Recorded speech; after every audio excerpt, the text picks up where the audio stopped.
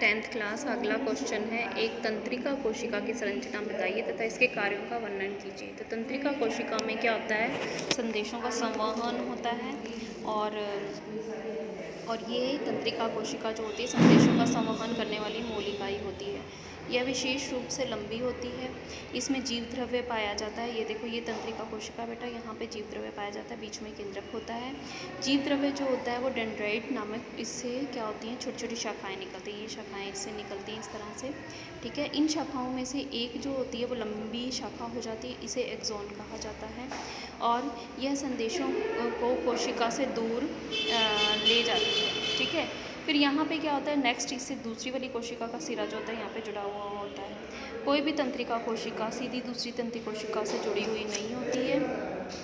इनके बीच में कुछ रिक्त स्थान होता है और जिससे क्या होता है, और इस प्रकार ये जो क्रिया होती है इससे संवहन होता है, जिसे अंतर्ग्रथन कहा जाता है।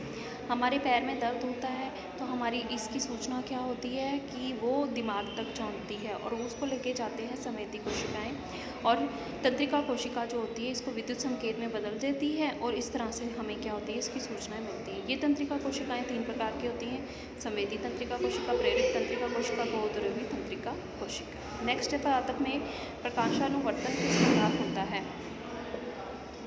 आप अगर किसी कमरे में बेटा इस तरह से एक पौधा लगा देते हैं और यहाँ पे खिड़की है, खिड़की से अगर प्रकाश आ रहा होता है तो पौधा जो होता है उसकी तरफ मुड़ने लग जाता है, इसको प्रकाशानुवर्तन कहा जाता है।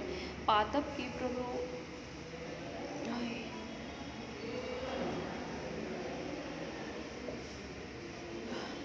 तो पादप के प्ररोध तंत्र के द्वारा प्रकाश स्रोत की दिशा में गति करना, मतलब ये जो ऊपर वाला हिस्सा है उसको प्रकाशानुवर्तन कहते हैं। यदि किसी पादप को गमले में लगा देते हैं, इसे अंधेरे कमरे में रख देते हैं और प्रकाश से किसी खिड़की के द्वारा अंदर में आता है तो उसका आगे वाला तो भाग जो होता है वो अपने आप ही प्रकाश की तरफ मुड़ने लग जाता है। ऐसा इसलिए होता है क्योंकि प्ररोधशिश्क जो होता है उसमें क्या होता है, ऑक्सिन हार्मोन प्रभावित होता है और वो क्या करता है, उसको प्रकाश की तरफ जो होता है वो मोड़ देता है।